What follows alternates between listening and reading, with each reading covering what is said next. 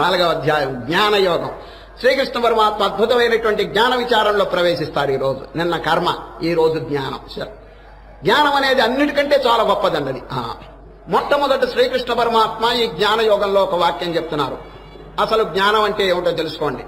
జ్ఞానం అంటే దృష్టాంతం చెప్తాను. ఇప్పుడు రాత్రి చీకట్లో నుండి మీరు వెళ్తున్నారు, ఒక తాడు కనిపించిందండి.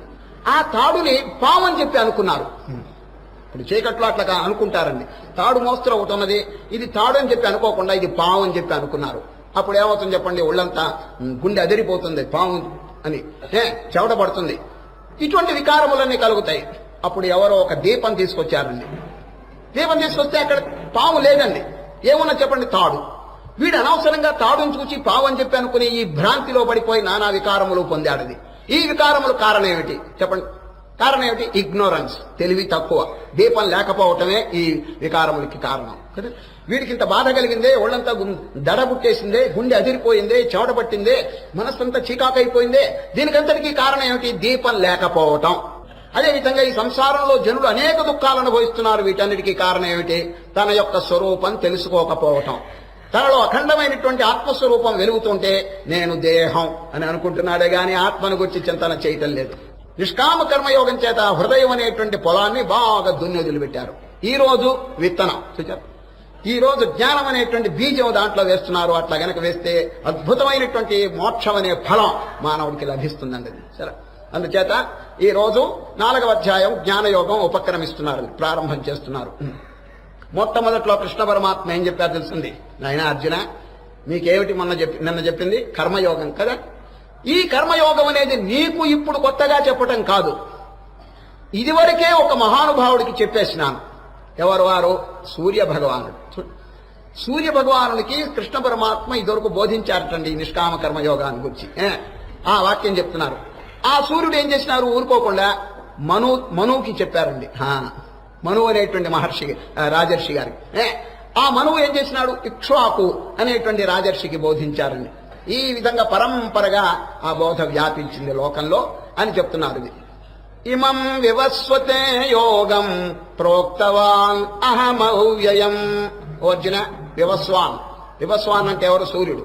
ఆ వివస్వాన్ అంటే సూర్యునికి నేను ఇదివరకు ఉపదేశం చేసినాను ఇమం, ఈ యోగాన్ని. ఇమం వివస్వతే యోగం ప్రోక్తవానహమవ్యయం వివస్వాన్ మనవే ప్రాహ మనురిక్ష్వాకవే బ్రవీత్. ఏవం, ఈ విధంగా ఒక్కొక్కరు చెప్పుకొని లోకంలో వ్యాపించింది. కానీ కాలగర్భంలో నెమ్మదిగా అంతరించిపోయింది ఇది. ఈ యోగం అనేది క్రమక్రమంగా అంతరించిపోయింది. ఇప్పుడు నేను దాన్ని ఉద్ధరిస్తున్నాను. పునః మీకు దాన్ని చెప్తున్నాను అనేది శ్రీకృష్ణ పరమాత్మ ఈ వాక్యం చెప్తున్నారు.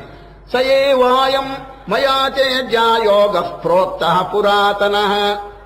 మీకెందుకు చెప్తున్నాను? స్పెషల్ గా మీరు భక్తులు, సఖుడు. చూడండి, శ్రీకృష్ణ పరమాత్మకి అర్జునికి ఎంత సన్నిహితమైనటువంటి సంబంధం. భక్తోసి మే సఖా చేతి రహస్యం హేతదుత్తమం. ఈ ఉత్తమైనటువంటి రహస్యం మీకు చెప్పినాను. ఇప్పుడు ఆ మాట అనగానే అర్జునుడు గారికి ఒక సందేహం వచ్చేసిందండి. ఏ సందేహం? కృష్ణ కొంచెం ఆగండి. ఏమిటి మీరు వచ్చి సూర్య భగవానుడికి చెప్పారా బోధ? రామరామ, ఎట్టా నమ్మేదండి? సూర్యుడు కోటాను కోట్ల సంవత్సరాల కింద ఉన్న మహనీయుడు. మీరేమో ఇప్పుడిప్పుడు దేవకీ గర్భంలో మీరు జన్మించారు. అటువంటి మీరు అనాది కాలం నుంచి ఉన్న సూర్యునికి ఎట్లా ఉపదేశం చేయగలరు అని ప్రశ్న చేశాడు. ఏమండి, ప్రశ్న అందరికి అర్థమైందా? మహా ఉంటే శ్రీకృష్ణుడి వయసు ఉండి ఇటీవలనే కొన్ని సంవత్సరాల కింద జన్మించాడు దేవకికి. అటువంటి చిన్న వయసు కలిగినటువంటి మీరు అనాది కాలం నుంచి ఉన్నటువంటి సూర్య భగవానుడికి ఎట్లా ఉపదేశం చేయగలరు? నేను నమ్మటం చాలా కష్టంగా ఉంది మహానుభావ, దీన్ని కొంచెం క్లారిఫై చేయమంటున్నారు. ఎవరు? అర్జునుడండి. సరే, అపరం భవతో జన్మ. మీ జన్మ ఎప్పుడొచ్చింది? అపరం, ఇదిగో మన ఇప్పుడు వచ్చింది. పరం జన్మ వివస్వత. సూర్యుని యొక్క జన్మ అనాది కాలంలోంచి ఉన్నది. కథమే తద్విజానీయాం త్వమాదౌ ప్రోక్తవానితి. మీరు దాన్ని బోధించారంటే నాకు నమ్మకం కుదరట్లేదంటాడు. ఎవరు? అర్జునుడు. శిష్యుని గనక హృదయంలో సందేహాలు, సంశయములు గనక ఎక్కువగా ఉంటే, అవి కనుక తొలక్కపోతే ఏకాగ్రత, విశ్వాసము, శ్రద్ధ సరిగా కలవండి. అందుచేత శిష్యునికి ఏదైనా డౌట్ వస్తే వెంటనే గురువుని అడగటం మంచిదండి. ఇప్పుడు గురు శిష్యులు చూడండి ఎంత అద్భుతమైనటువంటి శక్తి సంపన్నులో. ఇటు అవతారమూర్తి అయినటువంటి శ్రీకృష్ణుడు గురువు, ఇక్కడేమో మహాశక్తి సంపన్నుడైనటువంటి అర్జునుడు శిష్యుడు అండి. అర్జునుడి ప్రశ్న మన ప్రశ్న. ఇప్పుడు అర్జునుడు అడిగిన ప్రశ్న ఏమిటి తెలుసు? మనం అడిగిన ప్రశ్న అండి.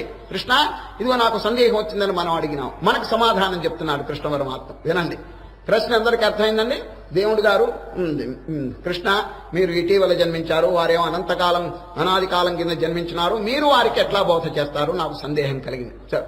అపరం భవతో జన్మ పరం జన్మ వివస్వత కథమేతద్విజానీయాం త్వమాదౌ ప్రోక్తవానితి అని అర్జునుడు అడిగితే కృష్ణుడు చూడండి ఆన్సర్. ఇక చివరి వరకు కృష్ణుడే చెప్తుంటారండి. బహూని మే వ్యతీతాని జన్మాని తవ చార్జున తాన్యహం వేద సర్వాణి నత్వం వేత్త పరంతప. అర్జున, రామరామ, నేను మొన్న పుట్టానా? అనాది కాలం నా జన్మ అనేటువంటిది ఇప్పటిది కాదు. ఎప్పుడెప్పుడు ధర్మం క్షీణించిపోతుందో అప్పుడప్పుడు నేను ఏదో ఒక ఆకారం ధరిస్తున్నాను, దాని పేరే అవతారం. ఒక ఉద్దేశం, ఒక ప్రయోజనమును ఉద్దేశించి నేను ఈ జన్మ ఎత్తుకుంటున్నాను గానే అనాది కాలం నుంచి ఉండేవాడిని. భగవంతుడు ఎవరు చెప్పండి? అనాది. అది ఒక టైంలో జన్మించిన వాడు కాదండి భగవంతుడు. వారికి పుట్టుగా చావు అనేది లేనే లేదండి. అది అందుచేత ఆ రహస్యాన్ని చెప్తున్నారు. అర్జున, నేను ఇప్పటి వాడను కాదు. బహూని మే వ్యతీతాని జన్మాని తవ చార్జున తాన్యహం వేద సర్వాణి నత్వం వేత్త పరంతప. ఆ విషయం మీకు తెలియదు, అందువల్ల ఈ ప్రశ్న వచ్చింది. నేను ఇప్పటి వాడిని కాదు, అనాది కాలం నుంచి. భగవంతుడు అంటే ఎవరు చెప్పండి? దేశము, కాలము, క్రియ వీటి చేత బద్ధుడు కానివాడే దేవుడు. సరే, పతంజలి అనే మహర్షి గారు యోగ సూత్రంలో ఏం రాశారు? హూ ఈజ్ గాడ్, దేవుడు అంటే ఎవరు అనే దానికి డెఫినేషన్, నిర్వచనం. పూర్వేషామపి గురుహు కాలేన అనవచ్ఛేదా అన్నాడు. పూర్వీకులు కూడా గురువు భగవంతుడు. ఎందుచేతంటే కాలం చేత వారు బంధింపబడరు. అది కాలం అనేది ఎవరిని బంధిస్తుంది? జీవుల్ని బంధిస్తుంది. భగవంతుని ఎట్లా బంధిస్తుంది? కాలకాలుడు, అంతకాంతకుడు అని పేరండి వారికి. అంతకుడు అంటే యముడు, యముని కూడా దాటినటువంటి మహనీయుడు అండి అంతకాంతకుడు. అది కనుక అటువంటి పరమాత్మ యొక్క నిర్వచనం చక్కగా మనం తెలుసుకోవాలండి. Who is God? ఆ దేవుడు ఎట్లా ఉన్నాడు చెప్పండి? ఒక్క రూపం, ఒక్క కాలు, ఒక్క చెయ్యి ఉందా అండి? రెండు చేతులు ఉన్నాయా? ఒక తల ఉన్నదా? అనేక బాహూదర వక్త్ర నేత్రం. ఎంత చక్కని వర్ణన! అనేక బాహూదర వక్త్ర నేత్రం. పశ్యామి త్వాం సర్వతోనంత రూపం నాంతం న మధ్యన్న పునస్తవాద్యం పశ్యామి విశ్వేశ్వర విశ్వరూప. అర్జునుడి స్తోత్రం. ఓ పరమాత్మ, నీకు ఒక తల కాదు, ఒక రెండు కాళ్ళు కాదు, రెండు చేతులు కాదు. ఓ రామ, లెక్కలేనిటువంటిది. సరే, భగవంతుని యొక్క స్వరూపం ఇట్లా ఉంటే మానవుడు ఒక చిన్న స్వరూపాన్ని అక్కడ గుళ్ళో పెట్టుకుని ధ్యానం చేస్తున్నాడంటే వాడి భక్తి అంతవరకు ఉన్నది, వాడి మనస్సు యొక్క విశాలత్వం అంతవరకే ఉన్నది. అది సరే, అంతకు మించి ఈయనకి ఇంకేదైనా పెట్టుకుంటే వాడి మనసు సరిగా నిలవటం లేదు. సో ఇప్పుడు మానవుడు అనేటప్పటికీ ఒక శిరస్సు, రెండు చేతులు పెట్టు. రామతీర్థులు వారు నిలదీసి ప్రశ్న అడిగారు, ఏమండి, ఏం హక్కు ఉన్నది మానవుడికి తన శరీరం మోస్తూ దేవుడి శరీరం ఏర్పాటు చేయడానికి అని? ఇప్పుడు ఆయన ఇంకో దృష్టాంతం చెప్పారు ఎవరు? రామతీర్థులు. దున్నపోతులు ఉన్నాయి చూడండి, పశువుల్లో దున్నపోతులు. వాటికి గనక తెలివి ఉంటే చూడండి, దున్నపోతులు గనక తెలివి ఉంటే అవి కూడా ఒక దేవుణ్ణి ఏర్పాటు చేసుకుంటే కొమ్ములు పెట్టుకుంటాయటండి. వాళ్ళ దేవుడికి కొమ్ములు పెడతాయట అవి. ఎందుకంటే వాడి దృష్టి అంతవరకే ఉన్నది. అది కొమ్ములు లేకపోతే మనస్సు నిలవదు దానికి. కనుక మానవుడు తన దృష్టిని అనుసరించి ఒక విగ్రహాన్ని అట్లా కల్పించున్నాడు. అది అవసరం. ఇప్పుడు దాన్ని ఎవరు ఖండించకూడదండి. విగ్రహారాధన తప్పు అని ఎవరు అనకూడదు. ఎందుకంటే ఇది ఒక స్టేజ్ అండి. We have to go above it. అది క్రమంగా దేవాలయంలో దేవుడికి దండం పెట్టడం మంచిది. కానీ ఒక టైం వచ్చేటప్పటికి మనస్సు వికసిస్తే God is not only in the temple but outside also అని తెలుసుకోవాలండి. కేవలం దేవాలయంలోనే కాదు, బయట కూడా ఉన్నాడు. అక్కడ లేడని చెప్పకూడదండి. God is in the temple but outside also. అది బయట కూడా వ్యాపించున్నాడని. ఆ విధంగా రహస్యం తెలియకపోతే ఏమవుతుందో తెలుసండి.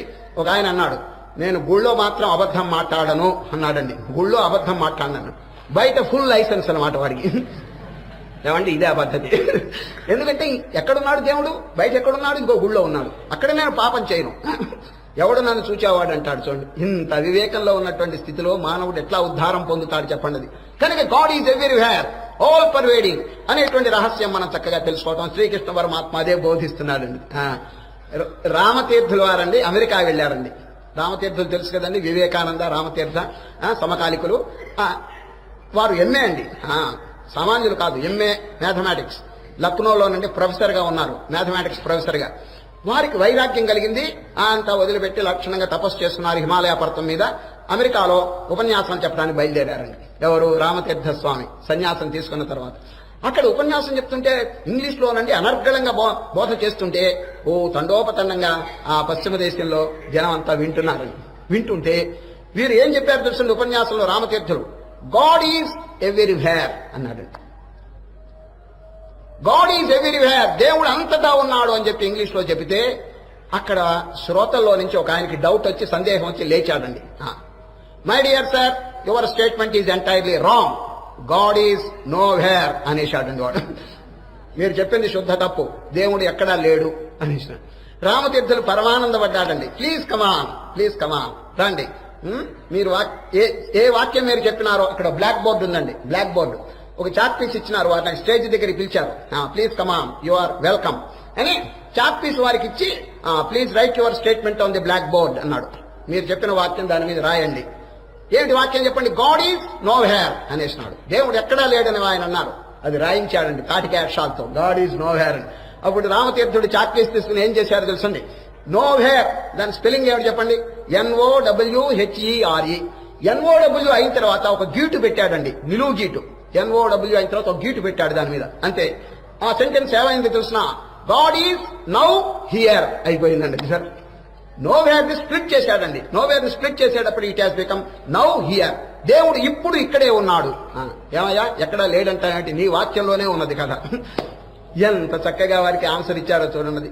కనుక ఎక్కడున్నాడు చెప్పండి? ఇది ఎక్కడో వైకుంఠం కైలాసం అని చెప్పి మనం అనుకుంటున్నాం, మన హృదయంలో లేడా చెప్పండి? భగవద్గీతలో ఏం ప్రమాణం? సర్వస్యాహం హృది, అందరి యొక్క హృదయంలో నేను దాగి ఉన్నానని చెప్పి శ్రీకృష్ణ పరమాత్మ. సర్వస్యాహం హృది సన్నివిష్టో మత్త స్మృతిర్జ్ఞానమపోహనంచ. అంతటా అణువులో వ్యాపించి, ఇది కరెక్ట్ డెఫినేషన్ ఆఫ్ గాడ్. ఇది కనుక తెలుసుకుంటే ఇక పాపం చేయడండి. ఎందుకు చేస్తాడు? ఇప్పుడేమో లిమిటెడ్ గా దేవుడేమో 4 గోడల మధ్య ఉన్నాడని చెప్పి అనుకుంటున్నాడు కాబట్టి బయటంతా వాడు ఇష్టం వచ్చినట్టు అధర్మం చేస్తున్నాడు. అంతటా ఉన్నాడంటే ఎట్లా పాపం చేస్తాడు? శాస్త్రంలో ఏం చెప్పినారు తెలుసండి? ఏపోహమస్మి చిచమన్యసే త్వం, నేను ఒక్కడనే ఉన్నాను, ఎవరు చూడటం లేదు అని నువ్వు పాపం చేస్తున్నావు కదా. రామ ఎంత తెలివి తక్కువడయ్యా. నీ హృదయంలోనే ఒక ఆయన జాగ్రత్తగా పరిశీలిస్తున్నాడు నీ కథ అంతా అంటున్నా. ఏపోహమస్మీతి చ మన్యసే త్వం నా హృచ్చయం వేత్సి కవిం పురాణం. హృదయంలో దాగి ఉండిన శాశ్వతమైన వస్తువుని మీరు తెలుసుకోవటం లేదు. వారు జాగ్రత్తగా నోట్ చేసుకుంటున్నారు. నీవు చేసే పుణ్యం, నీవు చేసే పాపం రికార్డు చేసుకుంటున్నారు వారు అని చెప్తున్నారు శాస్త్రం. ఏకోహమస్మీతి చ మన్యసే త్వం, నేను ఒక్కడే ఉన్నాను, నేను చేసే పనులు ఎవరూ చూడటం లేదు, నేను ఏకాంతంగా ఉన్నానని మీరు అనుకుంటే శుద్ధ తప్పు. అది నీ హృదయంలో ఉండేవాడిని ఎందుకు మర్చిపోతావు నీవు? నహృచ్చయం వేత్సి కవిం పురాణం యో వేదిత. వారు వేదిత అంటే తెలుసుకునేటువంటి వారు. పుణ్యము పాపము ఏదేది వీడు చేస్తున్నాడో వారిని బాగా తెలుసుకుంటున్నారు. యో వేదిత కర్మణ పాతకస్య తస్యాంతికే త్వం వృజనం కరోషి. యో వేదిత కర్మణ, ఆ కర్మను చక్కగా తెలుసుకునేటువంటి మహానుభావుడు నీలో ఉంటే నువ్వు ఎట్లా పాపం చేయగలవు? కనుక ఏకాంతంగా ఉన్నానని ఎవరు అనుకోవద్దండి. మనలోనే విట్నెస్, సాక్షిగా ఉండి అంత రికార్డు చేసుకుంటున్నారు, టేప్ రికార్డు. మానవుడు పుణ్యం చేసినా పాపం చేసినా అంత రికార్డు చేసి దాని ఫలితం తర్వాత ఇస్తారన్నది. అందుచేత ఎవరు కూడా పాపము, దుర్మార్గము, దుష్టత్వము, అధర్మము, అవినీతి దీనిలో పాల్గొనకూడదన్నది. అర్థమైందండి? ఇప్పుడు శ్రీకృష్ణ పరమాత్మ అర్జునుడి ప్రశ్నను పురస్కరించుకుని సమాధానం చెప్పారు. నాయనా, నేను సంకుచితమైన పరిమితమైనటువంటి ఆకారం కలవాడను కాదు, అపరిమితమైన అనాది కాలంలోనూ ఉన్నాను. బహూని మే వ్యతీతాని జన్మాని తవ చార్జున తాన్యహం వేద సర్వాణి నత్వం వేత్త పరంతప. అయితే మీరు అడగచ్చు, ఈ దేవాలయాలన్నీ నిరుపయోగమేనా అని మీరు అడగచ్చు. కాదు, ఎలిమెంటరీ స్టేజెస్ లో ఫస్ట్ స్టేజ్ లో ఇవన్నీ అవసరం అన్నది. కానీ don't be satisfied with it, please go above it అని పెద్దలు బోధిస్తున్నారు. దేవాలయంతోనే పరిమితం కాబాకండి. దేవాలయం బయట కూడా బ్రహ్మాండమంతా వ్యాపించి ఆకాశము కంటే కూడా సూక్ష్మంగా ఉన్నటువంటి స్వరూపం భగవంతుడు. చిదాకాశం, ఇది భూతాకాశం. ఈ భూతాకాశమే కోటాను కోట్ల మైళ్ళు వ్యాపించున్నదండి. మరి దీనికంటే చిత్తాకాశం, ఇది భూతాకాశం, దీనికంటే సూక్ష్మం సటిల్ చిత్తాకాశం అంటే మెంటల్ అట్మాస్ఫియర్. దానికంటే సూక్ష్మం చిదాకాశం, స్పిరిచువల్ అట్మాస్ఫియర్. అది దానికి ఒక రూపం లేదు, ఒక నామం లేదు, అందరి యొక్క హృదయాల్లో వ్యాపించున్నది. అదే పరమాత్మ. కాబట్టి వారి సాన్నిధ్యంలో ఎవరు కూడా అక్రమం, అన్యాయం చేయటం మంచిది. కనుక శ్రీకృష్ణ పరమాత్మ ఈ గ్రాడ్యువల్ గా పైకి తీసుకుపోతున్నారు. మొదట్లో విగ్రహారాధన మంచిదే, క్రమంగా దాని నుంచి ఏకాగ్రత పొంది అసలు విషయం ఏమిటో తెలుసుకోండి. ఒక చోట ఉండేది కాదు, ఒక టైం చేత, ఒక దేశం చేత లిమిటెడ్ గా లేదు. బహూని మే వ్యతీతాని జన్మాని తవ చార్జున తాన్యహం వేద సర్వాణి నత్వం వేత్త పరంతప. అర్జున మీకు తెలియదు కాబట్టి ఈ ప్రశ్న అడిగారు అని. ఇప్పుడు అఖండమైనటువంటి జ్ఞానం, ఆ భగవంతుని ఏ విధంగా తెలుసుకోగలరో ఆ ఉపాయం చెప్తున్నారండి. ఏమిటి ఆ ఉపాయం? జ్ఞానం. ఆ జ్ఞానమును ఈ అధ్యాయంలో శ్రీకృష్ణ పరమాత్మ అంత లోతుగా దిగి విచారణ చేయలేదండి. సరే, జ్ఞానం యొక్క విచారణ, అసలు విచారణ ఎక్కడొస్తుంది తెలుసండి? 13వ అధ్యాయం దగ్గర నుంచి చివరి వరకు దాని పేరు జ్ఞాన షట్కం. అప్పుడు ఎలాబరేట్ గా చక్కగా లోతుగా బోధిస్తారండి. ఇప్పుడు వర్ణన, ఆ జ్ఞానము యొక్క మహిమ వర్ణిస్తున్నారు. ఈ అధ్యాయంలో ఎక్కువగా జ్ఞానము యొక్క మహిమను గూర్చి వర్ణిస్తున్నారు. ఆ వర్ణించేటప్పుడు 4 ఉపమానములు చూడండి, 4 ఉపమానములు ఆశ్రయించుకున్నారు ఎవరు? శ్రీకృష్ణ. అదేమిటో ముందుగా చెప్తాను. జ్ఞాన తపస్సు, అది జ్ఞానమును తపస్సుగా వర్ణిస్తున్నారు. మొదటిది జ్ఞాన తపస్సు, 2 జ్ఞాన యజ్ఞం, 3 జ్ఞాన నౌక, 4 జ్ఞాన అగ్ని, 5 జ్ఞాన ఖడ్గం. చూచారా, 5 ఉపమానములు చెప్పారండి. ఇది 4 కాదు, 5. మళ్ళీ చెప్తున్నాను. జ్ఞాన తపస్సు, జ్ఞాన యజ్ఞం, జ్ఞాన నౌక, జ్ఞాన అగ్ని, జ్ఞాన ఖడ్గం. ఈ ఉపమానముల ద్వారా ఈ అధ్యాయంలో చక్కగా ప్రబోధం చేస్తున్నారు జ్ఞానం యొక్క మహిమను గుర్చది. మొదటిది జ్ఞాన తపస్సు. తపస్సు అంటే ఏమిటి చెప్పండి? సామాన్యంగా తపస్సు అనే పదం వినంగానే అందరికీ భయం కలుగుతుందండి. రామరామ నేను చేయలేను తపస్సు. కాళ్ళు పైకెత్తి తల కింద పెట్టి ఎండలో అవస్థపడుతూ తిండి తిప్పలు లేకుండా ఈ తపస్సు ఎవరు చేయగలరని చాలా మంది భయం వెల్లడిస్తున్నారు. కానీ శ్రీకృష్ణ పరమాత్మ ఆయన తపస్సు అంటే ఏమిటి తెలుసునా? ఇంద్రియములను తప్పింప చేయటం. అది తప్పింప చేయటం. ఇప్పుడు చూడండి, బంగారంలో ఇతరమైన లోహములన్నీ కలిసినాయండి. లోహములు కలిస్తే అది మార్కెట్కి తీసుకుపోండి, వాల్యూ లేదండి. అది ఒకవేళ ఉన్నా తక్కువగా ఉంటుంది. అందువల్ల షరాబు గారు ఏం చేస్తారంటే బాగా పుటం వేసి దాంట్లో ఇతర లోహాలన్నీ కూడా ఆవిరైపోయేట్టు చేస్తారు. అప్పుడు దాని పేరేమిటి? మేలిమి బంగారం అని దానికి పేరు వస్తుందండి. ఆ బంగారం తీసుకెళ్లి మార్కెట్కి వెళ్ళండి, ఎంతో ఖరీదు, విలువ జాస్తిగా ఉంటుంది. సరే, అదేవిధంగా మనస్సు మురికి, పాపము, దోషములు, అజ్ఞానము దీంతో కనుక కూడుంటే భగవంతుడు దానికి విలువ ఇవ్వడండి. దాన్ని బాగా పుటం పెట్టాలి. పుటం పెట్టమంటే హీట్ చేయాలి. హీట్ చేయాలంటే వేడి కలుగు చేయటం కాదండి, దానిలో ఉన్నటువంటి దోషాలు తొలగించాలి. అది మనస్సులో ఉన్నటువంటి ఆ అపవిత్రతను, ఆ దోషములను ఎంత శీఘ్రంగా తొలగించుకుంటే అది మేలిమి బంగారం అవుతుంది ఆ మనస్సు. అప్పుడు భగవంతుని సన్నిధానానికి అది ఎంతో అవసరం అండి. సరే, సన్నిధానాన్ని తీసుకుపోతున్నది కనుక ఇప్పుడు శ్రీకృష్ణ పరమాత్మ జ్ఞాన తపస్సు అని దాన్ని వర్ణిస్తున్నారు. అర్జున, జ్ఞాన తపస్సు అంటే ఏమిటి తెలుసునా? విను అని. వీతరాగ భయక్రోధ మన్మయా మాముపాశ్రితా బహవో జ్ఞాన తపసా పూతా మద్భావమాగత. అర్జున, జ్ఞాన తపస్సు ఏమిటో విను. రాగము, ద్వేషము, కోపము, భయము ఇటువంటి వికారములు పోగొట్టడమే జ్ఞాన తపస్సు. అర్థమైందండి? ఏమో తపస్సు అంటే కాళ్ళు పైకి పెట్టడం, తల కింద పెట్టడం కాదు. హృదయంలో ఉండేటువంటి మనస్సులో ఉన్న ఈ దోషాలు పోగొట్టడమే తపస్సు. వీత అంటే పోగొట్టడం. వీత రాగ, మొట్టమొదట్లో రాగాన్ని పెట్టారు. రాగ అంటే ఏమిటి తెలుసండి? కోరికలు. మొన్ననే చూడండి, స్థితప్రజ్ఞ లక్షణంలో ఏం చెప్పారు? ఆ జ్ఞాన యొక్క లక్షణం కోరికలన్నీ తొలగించుకుంటాడు. ప్రజహాతి యదా కామాన్, కోరికలను వదిలిపెట్టేస్తాడు. ఇప్పుడు జ్ఞాన తపస్సు అంటే ఏమిటి? ఆ హృదయంలో అనేకమైన కోరికలండి. 1 కాదు 2 కాదు, మానవుని సతమతం చేస్తున్నాయండి, బాధ కలుగు చేస్తున్నాయి. ఒకవేళ ఆ కోరికలు నెరవేరుస్తాం అనుకోండి, వాడికి ఏమైనా తృప్తి కలిగిందా? లేదు. ఇంకా కొన్ని కోరికలు వచ్చి చేరుతున్నాయండి. నిన్న యయాతిని గురించి చెప్పాను, జ్ఞాపకం ఉందండి. ఒక మహారాజు 2 యవ్వనములు తెచ్చుకున్నాడు. ఈ 2 యవ్వనముల్లో అనేక సుఖాలను అనుభవించి ఆఖరికి తృప్తి లేకపోయింది. అప్పుడు లోకానికి ఏం చెప్పారు? నజాతు కామ కామానాం ఉపభోగేన శామ్యతి. ఓ జల్లారా, మీరందరూ ఒక యవ్వనం, నేను 2 యవ్వనాలు. లోకానికి నా అనుభవం చెప్తున్నాను వినండి. కోరికలు అనుభవిస్తుంటే తగ్గవు అని ఉపమానం చెప్పారు. అగ్నిహోత్రంలో ఎవరైనా నెయ్యి పోయండి, ఏమవుతుంది చెప్పండి? చల్లారుతుందా? అగ్నిహోత్రంలో నీళ్లు పోస్తే చల్లారుతుందే గాని నెయ్యి పోస్తే ద్విగుణీకృతంగా వృద్ధి అవుతుందండి. ఆ ఉపమానం చెప్పాడు. హవిషా కృష్ణవర్త్నేవ భూయేవాభివర్ధతే. కృష్ణవర్తం అంటే అగ్ని, హవిస్ అంటే దాంట్లో ఆహుతులు వేస్తున్న కొద్దీ పెరిగిపోతుందే గాని తరగదు నాయన. కాబట్టి కోరికలు ఎక్కడొక్కడ తుంచడం మంచిదే, ఫుల్ స్టాప్ పెట్టడం మంచిదే, కానీ కామా పెట్టకూడదండి. ఆ రహస్యం చెప్తున్నారు. వీతరాగా అది చదువు. మీరు అడగచ్చు, ఏమండి కోరికలు ఉంటే మనకి నష్టం ఏమిటని మీరు అడగచ్చు. దానివల్ల ఏమవుతుందో తెలుసండి, టైం అంతా నాశనం కావటం ఒకటి, రెండవది చివరికి వచ్చే లాభం ఏమీ లేదండి. మనస్సుకి ఇంకా అనుభవించాలనే తీవ్రమైన ఆవేదన కలగటం, మళ్ళీ ఇంకా కొత్త కొత్త కోరికలు తెచ్చుకోవటం, అవి అనుభవించటం, వేస్ట్ ఆఫ్ లైఫ్. అది అంత్యకాలం వచ్చేటప్పటికి ఇవి ఏమైనా రక్షిస్తాయో చెప్పండి. అది ఒక మహారాజు ఉన్నాడు, అన్ని సుఖాలు అనుభవించినాడు, ప్రాపంచిక సుఖాలు. అంత్యకాలంలో వారిని ఏమైనా రక్షిస్తాయా ఇవి చెప్పండి, ఈ కోరికలు, ఈ లగ్జరీస్. చూచారు, రెండు పదాలు ఉన్నాయండి, అవసరములు భోగములు అని రెండు ఉన్నాయి. ఇంగ్లీష్లో నెసెసిటీస్ లగ్జరీస్ అని రెండు ఉన్నాయండి. అవసరములు తప్పకుండా అనుభవించాల్సిందేనండి. ఇప్పుడు చూడండి, వస్త్రం, దాంట్లో తప్పేమిటి, వస్త్రం ధరించవచ్చు. అంతేగాని దీంట్లో భోగ విలాసములు, అటువంటి వస్త్రములు అనవసరం. చూచారు, అదేవిధంగా భోజనం, ఏదో పప్పు పులుసు చారు ఇదంతా అవసరం. ఇంకా లేనిపోని పిండి వంటలు ఇవన్నీ చేసుకోవటం అనేది భోగం. నాలుగుకి తృప్తిపరచడం తప్ప ఇంకేమీ లేదండి. ఈ విధంగా నెసెసిటీస్ అట్టి పెట్టుకోండి, భోగాలను తిరస్కరించండి దూరంగా.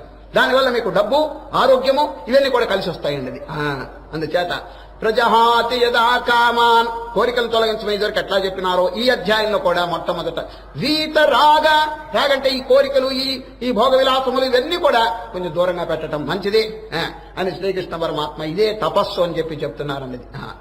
వీతరాగ భయ క్రోధ, ఇంకా ఇతర వికారముల గురించి నేను చెప్పాల్సిన పని లేదు, చక్కగా దాన్ని తెలుసుకుని తొలగించటం మంచిది. వీతరాగ భయ క్రోధ మన్మయా మాముపాశ్రిత బహవో జ్ఞాన తపసా పూతా మద్భావమాగత. అది ఇప్పుడు దృష్టాంతానికి చెప్తున్నాను. అనేక మంది ఎన్నో భోగ విలాసాలు ప్రపంచంలో అనుభవిస్తున్నారండి. సరే, ఆఖరికి వారికి దానివల్ల ఏదైనా విముక్తి మార్గం గాని, లేకపోతే ఆనందం గాని, పరిపూర్ణమైనటువంటి సుఖం గాని, దుఃఖరాహిత్యం గాని కలుగుతున్నదా? అదండి ప్రశ్న. ఆ ప్రశ్నలకి మనం సాల్వ్ చేసుకుంటే అన్ని తేలిపోతాయండి. ఒక లక్షాధికారి ఉన్నాడండి, ఎన్ని సుఖాలున్నాయి వారికి? ఒక రాజు ఉన్నాడు, ఎన్ని సుఖాలున్నాయి వారికి? దగ్గరికి వెళ్ళి అడగండి, ఏమండి రాజుగారు, మీకు లక్షలు కొద్ది ఆస్తి ఉన్నది కదా, అనేక భోగభాగ్యములు ఉన్నాయి కదా, మీకేమైనా శాంతి దొరికిందా? మీకేమైనా పూర్ణమైన ఆనందం కలిగిందా? దుఃఖం తొలగిందా అని చెప్పి అడగండి వారిని. వారు ఏం చెప్తారు? లేదు, దుఃఖాలు ఇంకా పెరిగిపోతున్నాయనే సమాధానం. మరి వాట్ ఫర్?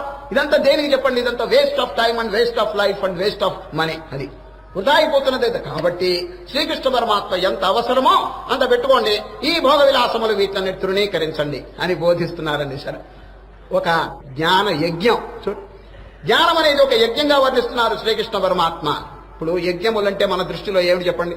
రాజసూయ యాగం, అశ్వమేధ యాగం, ఇవన్నీ చూడండి, అర్థబలం, అంగబలం ఉంటే గానీ అవి చేయలేరండి. సామాన్యులు ఎక్కడ చేయగలరు రాజసూయ యజ్ఞం ఇవన్నీ? అందుచేత ఆ యజ్ఞముల్లో ఉండేటువంటి ఫలితం కంటే గొప్పదైనటువంటి ఫలితం ఏ యజ్ఞంలో ఉన్నదో శ్రీకృష్ణ పరమాత్మ చెప్తున్నారు. అది రేపు 10వ అధ్యాయం మనం వచ్చినప్పుడు శ్రీకృష్ణ పరమాత్మ విభూతి యోగం, విభూతి యోగంలో ఇదిగో ఫలానా వస్తువులో నేను ఎక్కువ మహిమతో ఉన్నాను అని వర్ణిస్తుంటారండి. యజ్ఞములు అన్నిటికంటే సుపీరియర్ యజ్ఞం ఏమిటని ఒక ప్రశ్న వచ్చిందండి. ఏ యజ్ఞంలో పరమాత్మ ఎక్కువగా కాపరం ఉంటారు? యజ్ఞానాం జపయజ్ఞోస్మి. ఎంత చక్కని వాక్యం! జపయజ్ఞం అని చెప్పి అక్కడ చెప్పారండి. ప్రపంచంలో అనేక యజ్ఞాలు ఉన్నాయి, కానీ అన్నిటికంటే సుపీరియర్ పొజిషన్ ఆక్యుపై చేసినటువంటిది జపయజ్ఞం. మీరు ఏదన్నా జపమాల తీసుకుని ఓం నమో నారాయణాయ, ఓం నమ శివాయ, ఓం నమో భగవతే వాసుదేవాయ, ఓం హరే రామ రామ రామ హరే హరే, ఇటువంటి మంత్రాలు కనుక మీరు బాగా జపం చేస్తే అది గొప్ప తపస్సు. చూచారు, గొప్ప యజ్ఞం. చూచారు, శ్రీకృష్ణ పరమాత్మ యజ్ఞం అని చెప్పి దానికి పేరు పెట్టి ఇది అన్నిటికంటే చాలా గొప్పది నా దృష్టిలో అన్నారు. చూడు, మరి భగవంతుని దృష్టి అంటే ఏమిటండి? ఆమ్నిపొటెంట్ అండ్ ఆమ్నిషియంట్, సర్వజ్ఞుడు సర్వశక్తిమంతుడైనటువంటి శ్రీకృష్ణుని ముఖారవింద నుంచి వెలువడినటువంటి దివ్యమైన వాక్కు నిజంగా పరమ ప్రమాణం. మనకి ప్రమాణం అండి. మానవుడు ఏదన్నా చెబితే వాడి విజ్ఞానం ఎంతండి? పరిమితం. భగవంతుని విజ్ఞానం ఆమ్నిపొటెంట్, ఆమ్నిషియంట్, సర్వజ్ఞుడు, అన్ని తెలుసును. వారి కుక్షిలోనే సమస్త లోకములు ఉన్నాయండి. మరి అటువంటి వారు చెప్పిన వాక్యం మీద ఎంత విశ్వాసం ఉండాలి మనకి? యజ్ఞానాం జపయజ్ఞోస్మి, యజ్ఞములన్నిట్లో జపయజ్ఞం నేనని అక్కడ చెప్పారు. ఇక్కడ యజ్ఞముల యొక్క లిస్టు చెప్తున్నారండి. ఇక్కడ ద్రవ్యయజ్ఞా, తపోయజ్ఞా, యోగయజ్ఞాస్తథా పరే, స్వాధ్యాయ జ్ఞానయజ్ఞాస్త్యాయతయ సంశితౌ వ్రతా. లిస్టు మీరు పుస్తకంలో చదువుకోండి. డబ్బుతో కూడిన యజ్ఞాలు, ఇంకా ఇతరమైన యజ్ఞాలు చాలా చెప్పుకొచ్చారండి. అర్జున, ఇన్ని యజ్ఞముల్లో నా దృష్టిలో అన్నిటికంటే గొప్పది ఏమిటి అని మళ్ళీ ఆన్సర్ చెప్తున్నారు. అది ఏమిటో వినండి. ఇది శ్రేయాన్ ద్రవ్యమయాజ్ఞాత్ జ్ఞానయజ్ఞ పరంతప. జ్ఞానయజ్ఞం అన్నిటికంటే గొప్పది అనేసినారు. ఇప్పుడు మనం విచారణ చేసేటువంటి ఆత్మజ్ఞానం ఉన్నదే అది యజ్ఞం వంటిది. అది అన్నిటికంటే గొప్ప ఫలితం కలుగు చేస్తుంది. సరే, ఆత్మజ్ఞానానికి మించినటువంటిది ఇంకేదైనా ఉన్నదా చెప్పండి. మానవుణ్ణి మోక్షము కలుగు చేసేటువంటి దివ్యమైన సాధన ఏది? జ్ఞానం. దానికి గొప్ప స్థానం ఇస్తున్నారు శ్రీకృష్ణ పరమాత్మ. అర్జున, శ్రేయాన్, శ్రేయాన్ అంటే గొప్పది, ద్రవ్యమయాజ్ఞాత్ జ్ఞానయజ్ఞ పరంతప సర్వం కర్మాణి పార్థ. సర్వం కర్మాణి, అన్ని కర్మలు కూడా ఆఖరికి జ్ఞానంలో పరిసమాప్తి, దాంట్లో మిళితమైపోతాయి. కాబట్టి జ్ఞానం అనేది చాలా గొప్పదని అది ఒక యజ్ఞం కింద వర్ణిస్తున్నారు. అన్ని యజ్ఞముల్లో ఇది చాలా ఉత్తమోత్తమైనది. సర్వం కర్మాఖిలం పార్థ జ్ఞానే పరిసమాప్యతే. అది అందరికి అర్థమైందని. కొందరు పెద్ద పెద్ద యజ్ఞాలు చేయలేరు. వారు చక్కగా ఆత్మవిచారణ చేస్తే అన్నిటికంటే గొప్ప ఫలితం పొందుతారండి. అందుచేత ఇది యజ్ఞమునుగా వర్ణించి దీని ప్రభావం వెల్లడి చేసినారు. రెండైనవి అండి. మూడవది జ్ఞాన నౌక. జ్ఞానం అనేది ఒక నావగా వర్ణిస్తున్నారండి. అది వర్ణించే ముందుగా ఒక చిన్న సందేహాన్ని తొలగిస్తున్నారు ఎవరు? శ్రీకృష్ణ పరమాత్మ. ఏమిటంటే ఈ జ్ఞానం అన్నిటికంటే గొప్పది కదా, ఏ విధంగా పొందగలరు? అది ఏ విధంగా ఈ జ్ఞానమును పొందగలరు మానవులు? దానికి ఉపాయం చెప్తున్నారు. నాయన, అనుభవజ్ఞుడైనటువంటి గురువు దగ్గరికి వెళ్ళండి. పుస్తకాలు చదివితే ఏదో కొంత జ్ఞానం వస్తుందండి, కానీ అది చాలదండి. సరే, అనుభవం కలిగినటువంటి మహనీయులు అంటే ఎక్స్పీరియన్స్డ్ మాస్టర్స్. అది ఎక్స్పీరియన్స్ అంటే అనుభవం కలిగినటువంటి మహనీయులు చాలా మంది ఉన్నారు. Those who have seen God face to face. అది ఇప్పుడు చూడండి, వివేకానంద స్వామి కాలేజీ కోర్సులో నుంచి బయటకు వచ్చిన తర్వాత పూర్వజన్మ పుణ్యం ఫలించింది, వారికి ఈ చదువులు వీటి మీద దృష్టి పోయింది. ఏ విధంగా మనం ఆత్మజ్ఞానం పొంది తరిస్తాం అనేటువంటి భావన వివేకానంద స్వామి కలిగి గురువుల్ని అన్వేషించాడండి. ఏ మహనీయుడి వల్ల నేను ఆత్మజ్ఞానం పొందుతానని అనేక మంది గురువుల్ని పరీక్షించినాడు. ఎవరిని అడిగినప్పటికీ ఏదో చెప్తున్నారే గాని ఒక్క ప్రశ్నకి ఆన్సర్ రాలేదండి. ఏం ప్రశ్న? మహాత్మా, మీరు దేవుణ్ణి చూచినారా? ఇదండి ప్రశ్న. Have you seen God? అది మీరు దేవుణ్ణి చూచినారు. అక్కడ మౌనం. గురువులు ఎవరిని అడిగినారో వారు సరైన సమాధానం చెప్పలేదండి. ఆఖరికి మార్చుకుంటున్నాడు. ఈ గురువు అయిన తర్వాత ఆ గురువు ఎవరో చెప్పినారు. ఏమండి, దక్షిణేశ్వరం, కలకత్తా దగ్గర దక్షిణేశ్వరం అనేటువంటి చోట ఒక ఆలయం ఉంది. ఆ ఆలయంలో అమ్మవారు ఉన్నారు చూడండి, దేవి. ఆ దేవికి పూజ చేసేటువంటి ఉన్నారు. వారు అపరిమితమైన విజ్ఞానం కలిగి అనుభవం కలిగిన మహనీయులు. వారి దగ్గరికి వెళ్ళండి, మీ సంశయం తొలగుతుంది అని వివేకానంద స్వామి చెబితే వారు అడ్రస్ చూసుకుని తెలుసుకుని వెళ్ళారండి. ఎవరు వారు? రామకృష్ణ పరమహంస. వారికి సాష్టాంగ నమస్కారం చేసినారు. వారి దగ్గర సంశయ నివారణ కోసం అనేక ప్రశ్నలు అడిగారండి. ఆఖరికండి, భగవంతుని మీరు చూచినారా అని అడిగాడండి వివేకానంద. వారు ఏం చెప్పారు తెలుసండి? నేను చూచినాను అని కుండబద్దలు కొట్టినట్టు చెప్పేశారండి. ఏ విధంగా చూడగలిగారు మీరు? ఏ విధంగా ఉంటాడు భగవంతుడు అని ప్రశ్న చేశాడు ఎవరు? వివేకానంద. గోడ ఉందండి అక్కడ, గోడ. ఈ గోడని మనం ఏ విధంగా డైరెక్ట్ గా చూడగలుగుతున్నామో దేవుణ్ణి ఆ విధంగా నేను చూచాను అన్నారు. చూడు, have seen God face to face అని ధైర్యంగా చెప్పగలిగినటువంటి స్తోమత వారికి ఉన్నదండి. ఎవరికి? రామకృష్ణ పరమహంసకి. అప్పుడు వెంటనే వివేకానంద ఇంకో ప్రశ్న అడిగారు. ఏమండి, మీరు దేవుణ్ణి చూచారు కదా, ఈ గోడ మోస్తుడు డైరెక్ట్ గా, నాకు కూడా చూపించండి అన్నాడు వివేకానంద. అప్పుడు రామకృష్ణ, ఏమయ్యా అంత చౌకగా ఉన్నాడా దేవుడు? ప్లీజ్ పే ది ప్రైస్ అన్నాడు.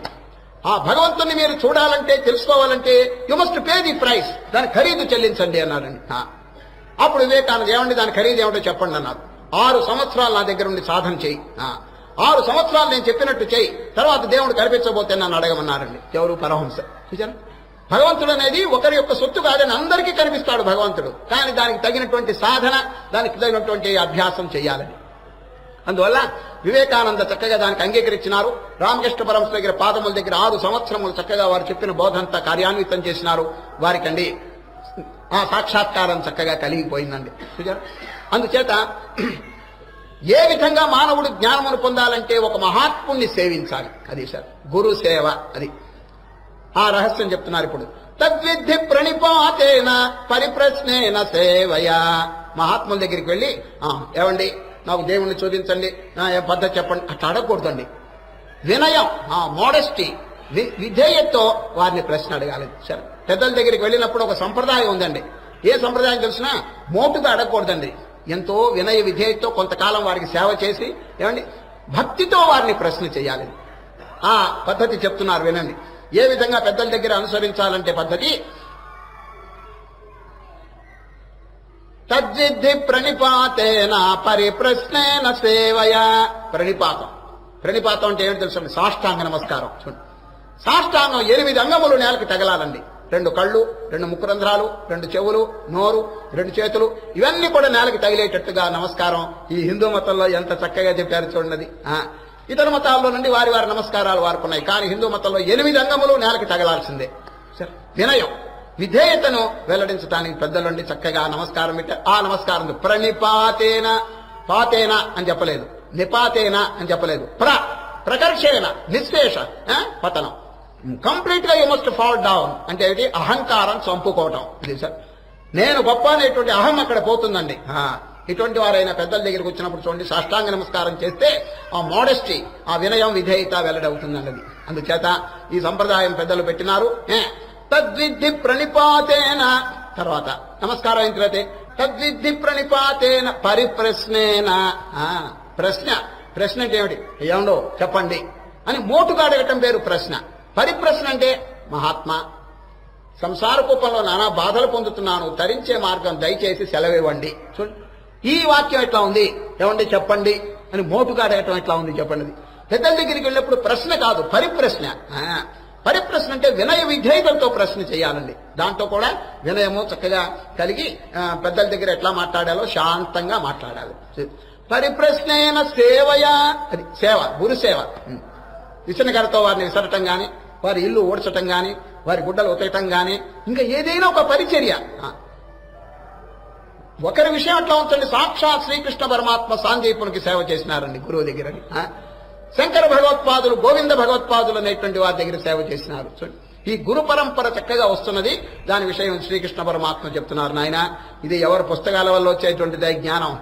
పుస్తకాల వల్ల ఏదో లిమిటెడ్ గా కొంత జ్ఞానం వస్తుందే గానీ అనుభవజ్ఞుడైనటువంటి మహాత్ముడు, భగవంతుని చూచినటువంటి వారు చెప్పేటువంటి వాక్యంలో గొప్ప పటుత్వం ఉంటుందంటున్నారు. తద్విద్ధి ప్రణిపాతేన పరిప్రశ్నేన సేవయ ఉపదేక్షంతి తే జ్ఞానం జ్ఞానినస్తత్వదర్శినః. అది తప్పకుండా అప్పుడు ఉపదేశం చేస్తారు. మీ యొక్క వినయ విధేయతలు చూచి గురువుల కంటే హృదయం కరిగిపోతుందండి. పెద్దల దగ్గరికి వెళ్ళినప్పుడు, గురువు దగ్గరికి వెళ్ళినప్పుడు సాష్టాంగ నమస్కారం చేసి వినయ విధేయతలు ప్రశ్న చేసి సేవ చేయమంటున్నారండి. అప్పుడు ఏం చేస్తారు? వారు చక్కగా వీరి యొక్క హృదయం తెలుసుకుని బోధ చెప్తారు. ఆ బోధ వల్ల వీడికి తరించిపోవటానికి అవకాశం జరుగుతుంది. తద్విద్ధి ప్రణిపాతేన పరిప్రశ్నేన సేవయ ఉపదేక్షంతి తే జ్ఞానం జ్ఞానినస్తత్వదర్శినః. 3 అయినాయండి. ఇప్పుడు జ్ఞాన నౌక. అది జ్ఞాన నౌక. ఇప్పుడు 2 విచారించినాం కదండి, జ్ఞాన తపస్సు, జ్ఞాన యజ్ఞం. ఇప్పుడు 3వది జ్ఞాన నౌక. నౌక అంటే ఏమిటి? నావ. ఈ జ్ఞానం అనేటి ఎటువంటిదంటే సముద్రాన్ని దాటడానికి ఒక నావ ఎంత చక్కగా ఉపయోగిస్తుందో, ఈ భవసాగరం, ఈ సంసార దుఃఖం అనేటువంటి సముద్రం దాటడానికి ఇది చక్కగా ఉపయోగిస్తుంది. కాబట్టి నావ అని చెప్పినారండి. ఇప్పుడు శ్రీకృష్ణ పరమాత్మ ఒక సందేహం పోగొడుతున్నారండి. చాలా మందికి ఒక సందేహం ఉంది. ఏమిటి తెలుసునా? ఏమండి, మీరు చెప్తున్నారు చాలా బాగుంది, కానీ ఇక మీదట నేను ఏమీ పాపం చెయ్యను, కానీ ఇదివరకు చేసిన పాపం ఏమైపోతుంది అని చాలా మంది ప్రశ్న చేస్తున్నారు. ఇప్పుడు మీరేదో మంచి ధర్మము ఇవన్నీ చెప్పినారు, మాకు బుద్ధి తెలిసింది, ఇక మీద దాంట్లో ఏలు పెట్టాం, మంచిదే. ఇది వరకు మేము తెలియకుండానో ఏదో తెలిసో చేసినటువంటి పాపం యొక్క విరుగుడు ఏమిటి అని అడుగుతున్నారని. అనుభవించాల్సిందేనా పాపం అని చాలా మంది అడుగుతుంటే శ్రీకృష్ణ పరమాత్మ భుజం తట్టి ధైర్యం చెప్తున్నారు. నాయనా, మీరు డోంట్ వరీ, దాని గురించి ఏమి మీరు చేయబాకండి. ఈ పాపం అనేది ఒక సముద్రం. సముద్రం ఎంత లోతైనప్పటికీ కూడా నావకి దానికి సంబంధం లేదండి. సరే, సముద్రం ఎంత లోతైనా ఒక పడవ దాన్ని అమాంతంగా దాటివేస్తుందండి. అర్జున చూడు, అపి చేదసి పాపేభ్య సర్వేభ్య పాప కృత్తమః. Superlative degree వాడారండి. మహాఘోరమైనటువంటి మీరు పాపం చేసినప్పటికీ ఎవరైనా సర్వం జ్ఞానప్లవేనైవ వృజినం సంతరిష్యసి. జ్ఞానం అనేటువంటి తెప్పచేత అవలీలగా ఈ పాప సముద్రాన్ని దాటవచ్చును అనేసాడు. ఎంత ధైర్యం! పాపం చెయ్యమని కాదండి, ఇదివరకు ఎప్పుడో తెలుసో తెలియకో చేసినటువంటి పాపాన్ని దాటడానికి చక్కగా ఉపయోగిస్తుందండి. అర్థమైందండి? చాలా మంది పాపులు బాధపడుతున్నారు, అయ్యో చేసిన పాపం ఏమైపోతుందని. డోంట్ వరీ అంటున్నారు, ఇక మీద చేయబాకండి. ఆ పాపాన్ని ఈ జ్ఞానం అనేటువంటి నౌక చేత అవలీలుగా దాటవచ్చును అన్నాడండి. దృష్టాంతం చూడండి, వాల్మీకి పూర్వాశ్రమంలో వారి పేరండి రత్నాకరుడు. ఎన్నో పాపాలు చేసినాడండి ఇదివరకు, కానీ మహాత్ముల యొక్క సాంగత్యం లభించింది. ఎవరు? సప్తర్షుల యొక్క సాంగత్యం. వారేం చెప్పినారు? రామనామం. అయినా పాపం మూట కట్టుకున్నావు, ఇక మీద పాపంలో ఏలు పెట్టవాక రామనామం జపం చేయమన్నారు. చూడండి, తల్లకిందులుగా ఉపదేశించి మరా అని చెప్పి వారు మరా అని చెప్పి ఒక చోట పట్టుదలతో దానంతా జపం చేసి పుట్ట అంటే వల్మీకం వారి శరీరం మీద మొలిచిందండి. అంత దీర్ఘకాలం వారు ఆ నామం ఉచ్చరించినారు. ఏమైపోయింది చెప్పండి? ఆ నామం యొక్క ప్రభావం చేత వీరి పాపం అంతా భస్మం అయిపోయిందండి. సరే, జపతో నాస్తి పాతకం అన్నాడు చూడండి శాస్త్రంలో.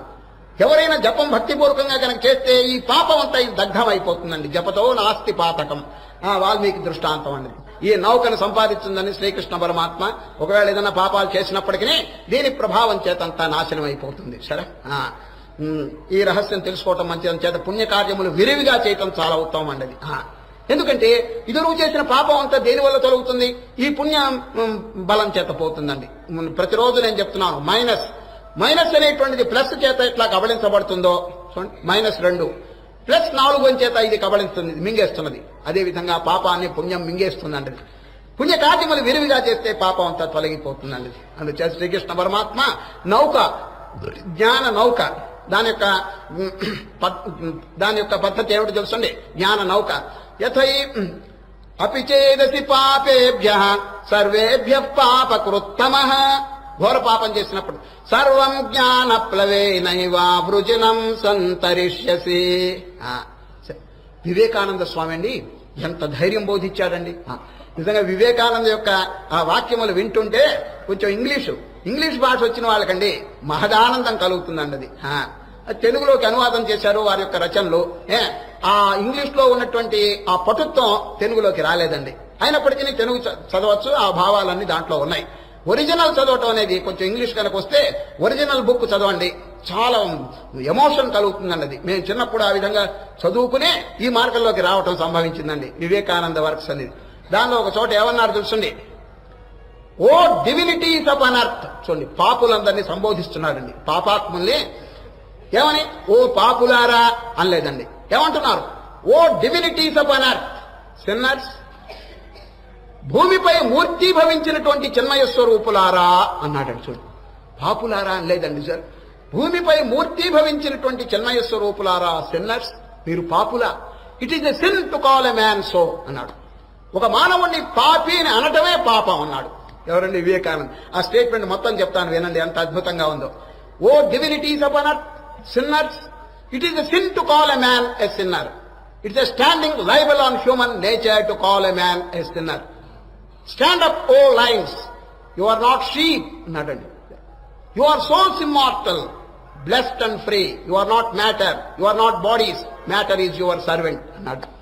ఈ శరీరం మీరు కాదు, ఈ భౌతికమైన వస్తువు మీరు కాదు, దీనికి సాక్షిగా ఉన్నటువంటి చైతన్యం మీరు. ఆ చైతన్యం పేరే పరమాత్మ, అదే మీ యొక్క స్వరూపం అని ఈ పాపాత్ముని ఎంత చక్కగా లేపాడు చూడండి. అది మిమ్మల్ని పాపులని అనటమే పాపం అనేసినాడండి. It is a sin to call a man a sinner అన్నాడు.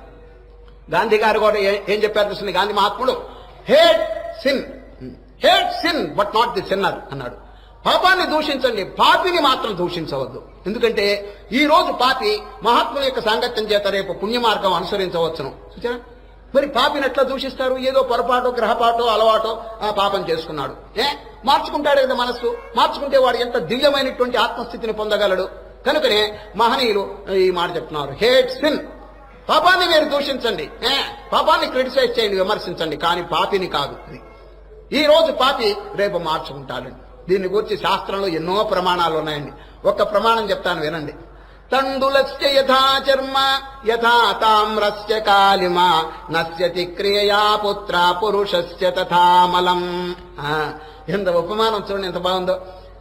జీవుల యొక్క పాపం, ఈ దోషాలు ఎటువంటివో చెప్తున్నారు.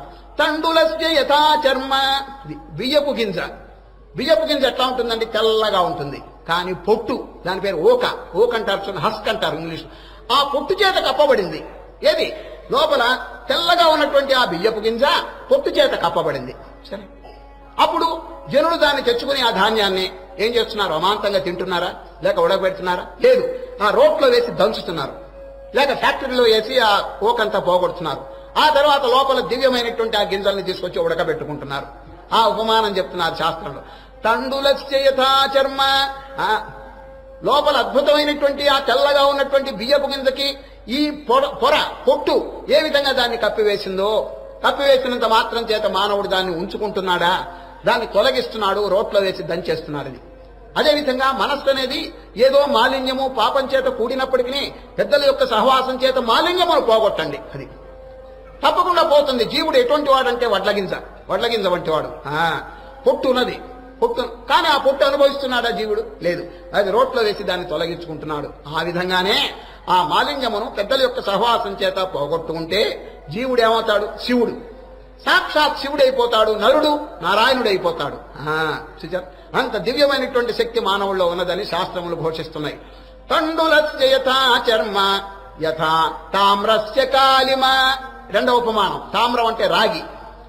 రాగి పాత్ర అండి చిలువ ఎక్కుతుందండి. చిలువ ఇంట్లో వాళ్ళు ఏం చేస్తారంటే దాన్ని అట్లాగే ఉపయోగించుకుంటారా? లేదు, చింతపండు తెచ్చి లేకపోతే నిమ్మపండు తెచ్చి బాగా కడిగి వేస్తారు, శుభ్రంగా తోమేస్తారు. ఆ చిలువ ఏమైపోతుంది? పోతుందండి. సరే, ఆ చిలువ అనేది ఆగంతుకం, it is not permanent but temporary. అది జీవుడికి ఉన్నటువంటి దోషాలన్నీ శాశ్వతం కాదండి, మధ్యలో వచ్చినాయి, ఏదో అజ్ఞానం చేత సంక్రమించినాయి. అది పెద్దల యొక్క సహవాసం చేత పోగొట్టుకోవచ్చన్నది. అదే శ్రీకృష్ణ పరమాత్మ ఈ రోజు ధైర్యం చెప్తున్నారు. అపిచేదసి పాపేభ్య సర్వేభ్య పాపకృత్తమ సర్వం జ్ఞాన ప్లవేనైవ వృజనం సంతరిష్యసి. జ్ఞాన నౌక అయిపోయిందండి, ఇప్పుడు ఇంకా రెండు ఉన్నాయి. జ్ఞాన అగ్ని, జ్ఞాన అగ్నిని వర్ణిస్తున్నారు. అది జ్ఞానం అనేది అగ్నిగా వర్ణిస్తున్నారండి. దీని ప్రభావం వినండి. అనేక జన్మల్లో జీవుడండి పాపాలు చేశాడండి. ఆ పాపాలు ఎట్లా ఉన్నాయి? కొండలాదిగా ఉన్నాయండి, కొండలాది కట్టెలు. పాపములనేటువంటి కట్టెలు కొండలాదిగా ఉన్నాయండి. అయినప్పటికీ ఎవరు దిగులు పడవలసిన పని లేదు. ఒక నిప్పురవ్వ తెచ్చుకోండి అంటున్నారు శ్రీకృష్ణ. ఒక చిన్న నిప్పురవ్వ తెచ్చుకుని ఆ కట్టెల కింద పెట్టండి, ఏమైపోతుంది? అంత భస్మం అయిపోతుందండి. బ్రహ్మాండమైనటువంటి కట్టెల కొట్టు ఉన్నప్పటికీ ఎవరు దిగులు పడవలసిన పని లేదు. ఒక చిన్న నిప్పురవ్వ తెచ్చుకుంటే కాలిపోతుందండి. ఆ ఉపాయం చెప్తున్నారు. యథైధాంస సమిద్ధోగ్ని భస్మసాత్ కురుతే అర్జున జ్ఞానాగ్ని సర్వకర్మాణి భస్మసాత్ కురుతే తథా. ఏ ప్రకారంగా కొండలాదిగా ఉన్నటువంటి పాపం అంతైనా కూడా ఒక చిన్న అగ్ని చేత కట్టెలు ఏ విధంగా ధ్వంసం అయిపోతున్నాయో ఈ విధంగా పాపం అనేటువంటి రాశి నాశనం అయిపోతుంది. ఈ జ్ఞానం యొక్క శక్తి అంత గొప్పగా ఉందన్నది ఏమంటే అందరికి అర్థమైందా? జ్ఞాన అగ్ని యొక్క ప్రభావం అది. కనుక ఈ జీవితంలో ఆ నిప్పురవ సంపాదించాలండి. ఏమి నిప్పురవ? జ్ఞాన జ్యోతి. అది చక్కగా పెద్దల యొక్క సహవాసం చేత, ఉపనిషత్తులు, భగవద్గీత ఇటువంటి శాస్త్రముల యొక్క విచారణ చేత ఆ ఆత్మజ్యోతిని మన హృదయంలో వెలిగించుకోవాలి. అర్జునుడు వెలిగించుకున్నాడు, వారి యొక్క బాధ దోషం అన్ని కూడా తొలగిపోయినాయండి. ఇక తక్కిన వారు ఎందుకో దాన్ని జ్యోతిని వెలిగించుకోవడం చెప్పండి. మన చేతిలో ఉన్న పని అండి ఇది. కొంచెం అభ్యాసం చేసి చక్కగా ప్రయత్నం చేస్తే ఎవరికైనా ఇటువంటి స్థితి లభిస్తుందండి. అది ఎవరో అర్జునుడు తరించినాడు, ఇంకెవరో తరించినారని చెప్పి అనుకోవద్దండి. మనం కూడా అభ్యాసం చేసి ప్రయత్నం చేస్తే తప్పకుండా ఆ స్థితిని పొందవచ్చు. సోమరితనం, బద్ధకం కనుకుంటే ఎవరు కూడా మోక్షం ఈ జన్మలో పొందలేరు. అది ఇప్పుడు జ్ఞాన అగ్ని అయిపోయింది. ఇప్పుడు శ్రీకృష్ణ పరమాత్మ ఈ జ్ఞానం యొక్క మహిమను 2-3 శ్లోకములతో చెప్తున్నారు. ఇంకో జ్ఞాన ఇది ఉందండి, ఇంకొకటి ఉపమానం, అది కూడా ఇప్పుడు చెప్పేస్తాను. తర్వాత దీని గురించి చెప్తాను. ఏమిటి తెలిసిన? జ్ఞాన ఖడ్గం. తస్మాత్ అజ్ఞాన సంభూతం హృస్తం జ్ఞానాసినాత్మనః చిత్వైనం సంశయం యోగమాతిష్టోత్తిష్ట భారత. సంశయములు వీటన్నిటి కూడా ఛేదించడానికి జ్ఞానం అనే ఖడ్గం చాలా అవసరం అన్నారండి శ్రీ. ఖడ్గంగా పోల్చినారు దాన్ని. సంశయములు అనేటువంటి వాటిని చిన్నం చేసేస్తాయి ఈ జ్ఞాన ఖడ్గం, దాన్ని పొందండి అని. ఈ విధంగా 5 ఉపమానముల ద్వారా జ్ఞానమును చక్కగా వర్ణించి మహానుభావుడండి దాని యొక్క ప్రభావాన్ని ఇంకా 1-2 వాక్యముల్లో చెప్తున్నారు. నహి జ్ఞానేన సదృశం. అది ఈ ఆత్మజ్ఞానంతో సమానమైన వస్తువు ముల్లోకముల్లో కూడా లేదు అనేస్తున్నారు. అన్నిటికంటే చాలా మహోన్నతమైనటువంటి విలువ కలిగిన వస్తువు ఏమిటని ఎవరైనా అడిగితే ఇది చెప్పాలండి. ఏది చెప్పండి? ఆత్మజ్ఞానం. ఇది అన్నిటికంటే చాలా గొప్పదండి. అది దృష్టాంతం చెప్తాను. యోగ వాసిష్ఠంలో ప్రహ్లాదుని చరిత్ర వచ్చిందండి. ప్రహ్లాదుని చరిత్ర వచ్చినప్పుడు ప్రహ్లాదుడు మహాభక్తి కలవాడు. వారి తండ్రి అయినటువంటి హిరణ్యకశిపుడు చెయ్యరాని పనులన్నీ చేసినారు, మహాక్రూరంగా వ్యవహరించినారు. అందువల్ల అవతారం ఎత్తినారండి ఎవరు? భగవంతుడు. ఈ చాప్టర్ పూర్తి చేయటానికి. ఎవరిది? హిరణ్యకశిపుడిది. వారు ఎన్నో వరాలు కోరుకున్నారు. కానీ ఆ వరాలకి అనుగుణ్యంగా మానవుడు కాదు, సింహం కాదు, నరసింహ అనేటువంటి అవతారం ఎత్తి నరసింహ అవతారం ఆ హిరణ్యకశిపుడిని క్లోజ్ చేశారండి, చీల్చవతలు పారేసినారు. అదంతా పూర్తయిన తర్వాత ఆ నృసింహమూర్తి ప్రహ్లాదుని పిలిచి వారి భక్తికి చాలా మెచ్చి దగ్గరకు పిలిచిన ఆయన ఎంత భక్తి. సామాన్యంగా అనుకూల వాతావరణంలో భక్తిని వృద్ధి చేయటం అనేది న్యాచురల్. అదో పెద్ద విశేషం కాదు. ఇప్పుడు మీ ఇంట్లో అందరూ భక్తి మార్గంలో ఉంటే మీకు భక్తిని అభివృద్ధి పొందించడం పెద్ద కష్టం కాదు. కొన్ని ఇళ్లలో అట్లా కాదండి, నెగిటివ్ ఫోర్స్ ఉంటుందండి, నెగిటివ్ అట్మాస్ఫియర్. దేవుడు లేడు అని కొందరంటారు. అటువంటి వాళ్ళ దగ్గర భక్తిని వృద్ధి చేయటం మహా కష్టం. ఇప్పుడు ప్రహ్లాదుని యొక్క పరిస్థితి అట్లా ఉందండి, నెగిటివ్ అట్మాస్ఫియర్. దేవుడు లేడని చెప్పి తండ్రిని ఎన్నో విషయాలు చెప్పారని, దేవుడు లేడు లేడు లేడు అని చెప్పేసి. ఆఖరికి కుమారుడు అండి, నువ్వు అసలు తండ్రే కాదు అనేశాడండి. ఈ విధంగా నాకు బోధ చేసేవాడు నువ్వు తండ్రే కాదనేసినాడు. మరి ఎవరు తండ్రి? తండ్రి హరిజేరు మనియడు తండ్రి తండ్రి. ఆ భాగవతంలో ఏ తండ్రి కుమారుడికి నైనా భగవంతుని ధ్యానం చేయని బోధిస్తాడో అతడే తండ్రి.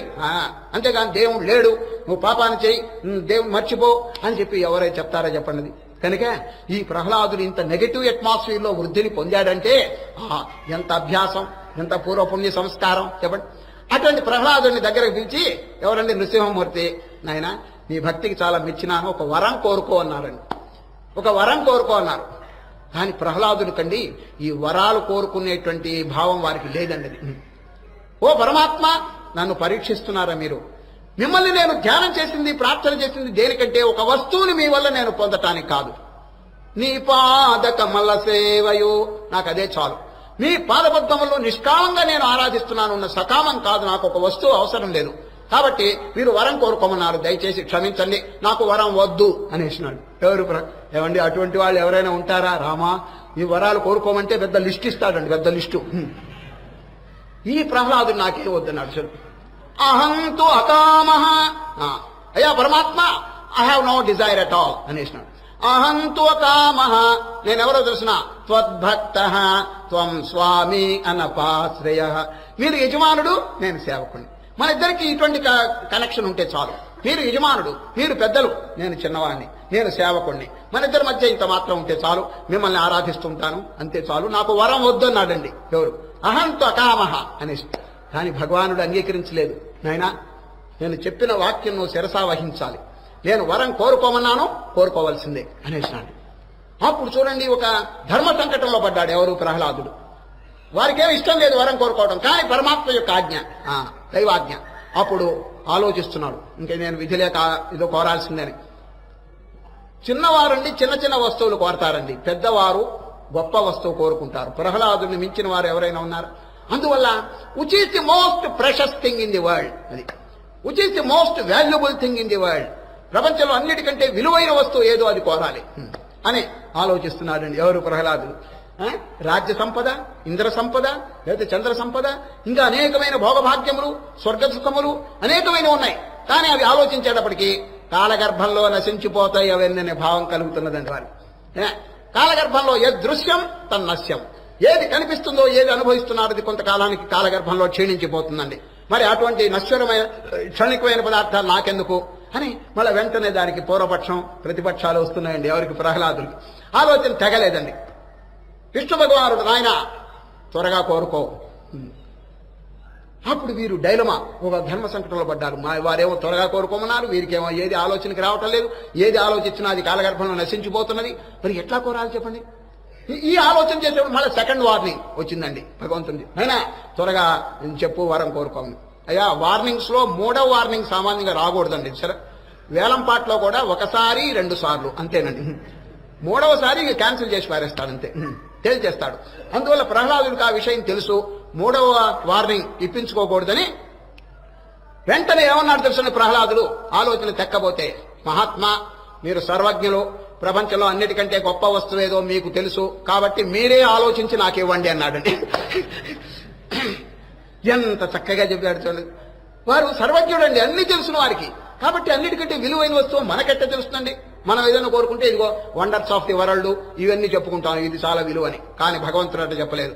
ఓ అర్జున, అన్నిటికంటే ఆత్మజ్ఞానం గొప్పది, చాలా విలువైనటువంటిది. కాబట్టి నీకు ఆత్మజ్ఞానం ఉపదేశిస్తున్నాను అని ఆ పరమాత్మ ప్రహ్లాదుడికి ఆత్మ విచారణ బోధిస్తాడండి సార్. అదే రహస్యం ఇప్పుడు శ్రీకృష్ణ పరమాత్మ నహి జ్ఞానేన సదృశం. ఆత్మజ్ఞానమునకు మించిన వస్తువు ముల్లోకముల్లో కూడా లేదంటున్నారు శ్రీకృష్ణ పరమాత్మ. నహి జ్ఞానేన సదృశం పవిత్రమిహ విద్యతే. మరి ఆ జ్ఞానం ఎట్లా లభిస్తుంది? తత్ స్వయం. ప్లీజ్ అండర్లైన్, స్వయం అన్నారండి. ఇది స్వయంగా లభిస్తుంది. స్వయం అంటే ఏమిటి? ఎవరికి వారు కష్టపడాల్సిందే. కొందరు అనుకుంటారు ఏదో గురువులు వారు వచ్చి నన్ను ఉద్ధరిస్తారు, వారు వచ్చి నాకు మోక్షం ఇస్తారని కొందరు అనుకుంటారు. అయ్యా, దారి చూపిస్తారండి అంతే. గురువులు చేసే పని ఏమిటంటే జస్ట్ లైక్ సైన్ బోర్డ్స్. మీరు ఎక్కడికైనా ప్రయాణం అయిపోతుంటే రోడ్డు మీద రోడ్డు చీలిపోయిందండి, మీరు వెళ్ళవలసిన గ్రామం ఇటు పోవాలన్నా అని మీకు డౌట్ వచ్చినప్పుడు ఎవరండి తేల్చేది అక్కడ? Sign board.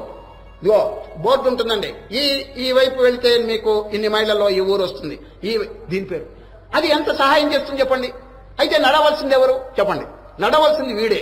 అది డైరెక్షన్ చూపిస్తున్నది. అదేవిధంగా శాస్త్రములు ఏం చేస్తున్నాయి? ఇటు పోతే నరకం, ఇటు పోతే స్వర్గం, ఇటు పోతే మోక్షం, go on choose for your self అని వదిలిపెట్టేస్తున్నాయండి. వాడు చక్కగా చింతన చేసి నరక దుఃఖాలు నాకెందుకు, ఈ స్వర్గ సుఖాలు నాకెందుకు, మోక్ష సుఖం కావాలని చెప్పి వాడు ప్రయత్నం చేస్తే వివేకవంతుడు. అట్లా కాకుండా ఈ స్వర్గాన్ని కోరుకునేవారు, ఈ దుఃఖాన్ని కోరుకునేవారు హీనులు అనమాట, అధమపక్షం అనమాట అది. అందుచేత మహనీయులు చక్కగా దారి చూపిస్తున్నారు. స్వయం, ఎవరికి వారు కష్టపడవలసిందే, సాధన చేయవలసిందే. సరే, ఇప్పుడు అన్నిటికంటే ముఖ్యమైన బోధ ఒకటి చేస్తున్నారండి. సరే, శ్రద్ధ. అది సరే, శ్రద్ధావాన్ లభతే జ్ఞానం. అయ్యా, జ్ఞానం తేరగా అందరికీ వస్తుంది అనుకున్నారా? దైవం మీద, గురువు మీద, శాస్త్రం మీద, తన మీద పూర్ణ విశ్వాసం ఎవరికి ఉంటుందో వారికి మాత్రమే ఈ జ్ఞానం కలుగుతుంది అని శ్రీకృష్ణ పరమాత్మ ఘంటాపదంగా చెప్తున్నారండి. చూడండి ఎంత చక్కని శ్లోకం. ఎవరికి జ్ఞానం వస్తుందంటే శ్రద్ధ కలిగిన వాడికి. శ్రద్ధావాన్ లభతే జ్ఞానం. ఎంత చక్కని, దీని పేరు అష్టాక్షరి మంత్రం అండి. లెక్క పెట్టండి, 8 అక్షరాలు. శ్రద్ధావాన్ లభతే జ్ఞానం. ఇటువంటి భగవద్గీతలో అష్టాక్షరి మంత్రాలు చాలా ఉన్నాయండి. ఇవన్నీ నోట్ చేసుకుని బాగా కంఠస్థం చేయటం చాలా మంచిదండి. శ్రద్ధావాన్ లభతే జ్ఞానం. శ్రద్ధ లేకపోతే, ఇప్పుడు మీరు గురువు దగ్గరికి వెళ్ళారు, వెంటనే మీకు ఈ గురువు గారు చెప్పేది నిజమా అబద్ధమా ఇట్లా సందేహాలు ఉండకూడదండి. ఏదో గురువు గారు నాకు చెప్పింది నేను కనుక సాధన చేస్తే తరిస్తాననేటువంటి పూర్ణ విశ్వాసంతో ప్రారంభించాలట. ఒక చిన్న ఉపమానం దృష్టాంతం చెప్పి నేను విరమిస్తున్నాను. ఈ శ్రద్ధను కూర్చండి. ఒక పట్టణంలో ఏం జరిగింది తెలుసండి? డాక్టర్ ఉన్నాడండి, ఒక డాక్టర్.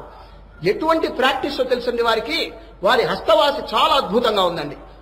వారి చేత్తో ఏదైనా మందు ఇచ్చినారా ఆ పేషెంట్కి రోగం పోవాల్సిందేది. ఒకనాడు వారి డిస్పెన్సరీ రాత్రి 8 గంటలకి క్లోజ్ చేశాడండి. రాత్రి 8 గంటలకి వారి ఆసుపత్రి మూసేశారు. బయటకు వస్తున్నాడు ఆ డాక్టర్. వెంటనే ఒక ఆయన వచ్చి, డాక్టర్ గారు కడుపులో తిప్పుతున్నది, మందు ఇవ్వండి అన్నాడండి. డాక్టర్ గారు ఏమన్నారు? నాయన, 30 సంవత్సరాల నుంచి నేను ఒక పద్ధతి అవలంబిస్తున్నాను.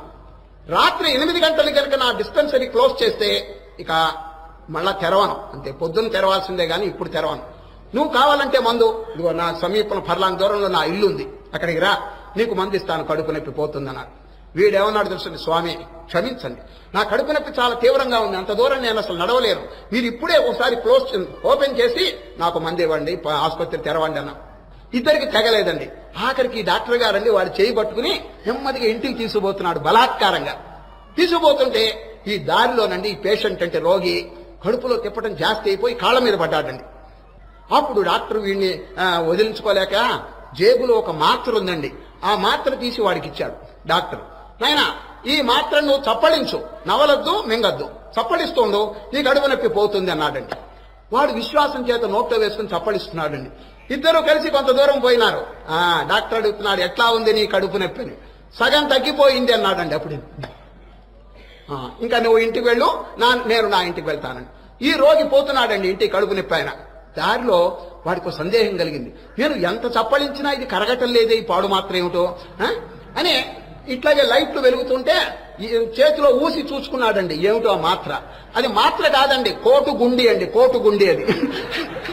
డాక్టర్ గారు వీడి పోరు పడలేక జేబులో ఏదో తీసి పారేశాడంతే. ఆ గుండి చప్పడిస్తే వాడికి సగం కడుపు నొప్పి పోయిందండి వాడికి. ఇదేంటంటే అన్యాయంగా ఉంది, ఎక్కడైనా గుండీలు చప్పలిస్తే కడుగునైపోతుందా? Faith upon the doctor, faith upon the master. అది గురువు మీద గాని దైవం మీద గాని ఈ విశ్వాసం అనేది ప్రబలమైనటువంటి ఫలితం కలుగు చేస్తుందని శ్రీకృష్ణ పరమాత్మ శ్రద్ధావాన్ లభతే జ్ఞానం. ఈ విధంగా జ్ఞానం యొక్క మహిమను గురించి అనేక విధాలుగా శ్రీకృష్ణ పరమాత్మ చెప్పి ఈ పవిత్రమైనటువంటి అధ్యాయమును పూర్తి చేసినారు.